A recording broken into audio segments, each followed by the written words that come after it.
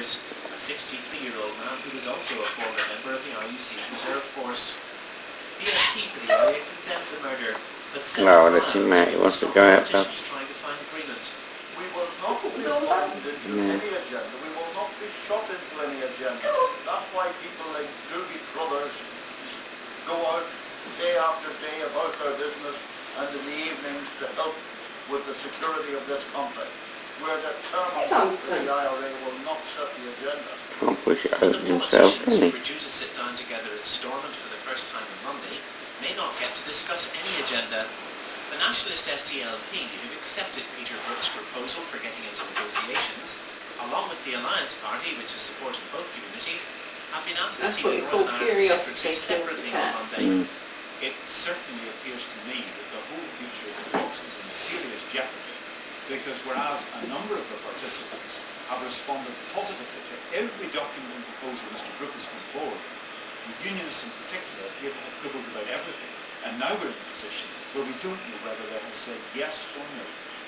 All this immense confusion arises from the meeting between the two unionist leaders, Ian Paisley and Jim Molyneux, and the Prime Minister on Wednesday. Reforms in the Soviet Union.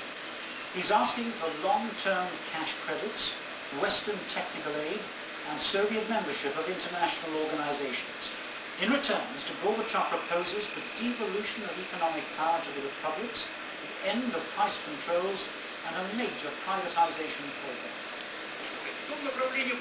It was an intriguing and deliberately mysterious suggestion from Mr. Gorbachev, hinting strongly that his offer to step up the pace of reform in the Soviet Union had gone some way towards persuading the West to provide the vast economic support he desperately needs.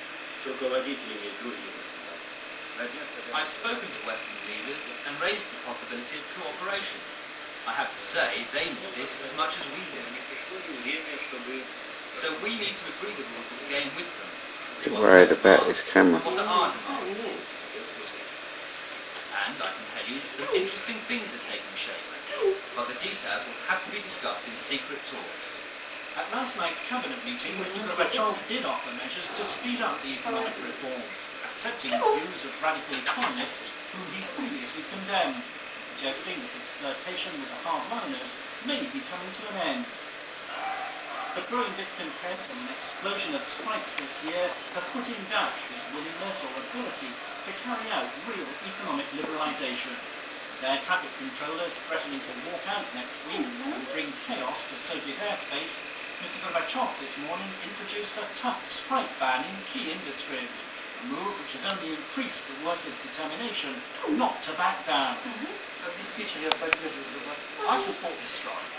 This problem could have been solved peacefully, but that's no longer possible. We're determined to press our demands.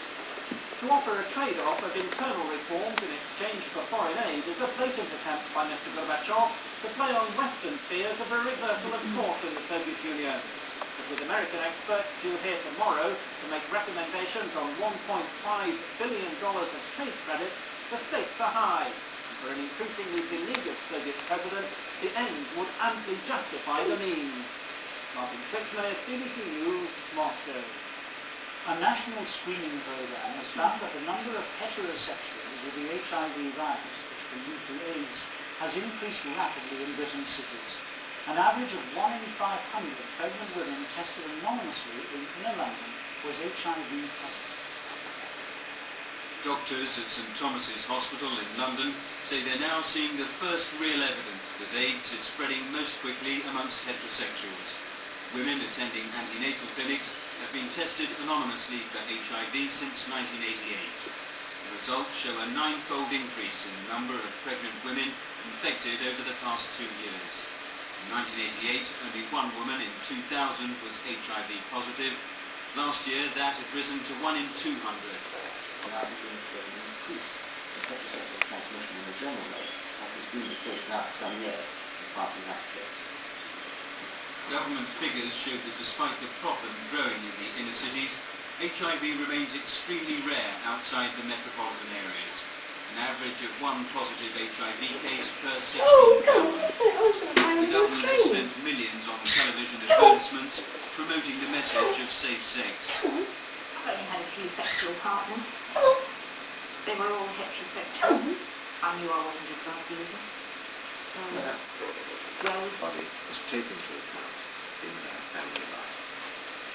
The government also announced the setting up of a special action group on AIDS chaired by Mrs Bottomley. There's to be no extra money, but existing resources will be targeted more closely on the worst areas. British engineer Douglas Brand has been sentenced to life imprisonment in Iraq after a court there found him guilty of spying. He could face up to 20 years in jail. The Foreign Office says Mr Brand is not a spy and they'll do everything they can to get him free. His family say they are devastated by the sentence. The authority running next week's general election in India has threatened to postpone voting in 3 states because of what it called unacceptable levels of factional violence.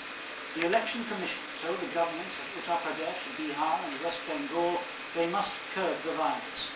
More than 90 people have been killed, 45 in Bihar alone. In the town of Gaya, polling's already been cancelled after fierce fighting between Hindu fundamentalists and the police. This from our Asia correspondent, Brian Barrett. The town of Gaya has been a religious centre for centuries. Its sitting MP was from the right-wing Hindu revivalist BJP. On Wednesday night, the MP, Ishwar Chowdhury, was dragged from his car and shot dead. His funeral cortege was flanked by Hindu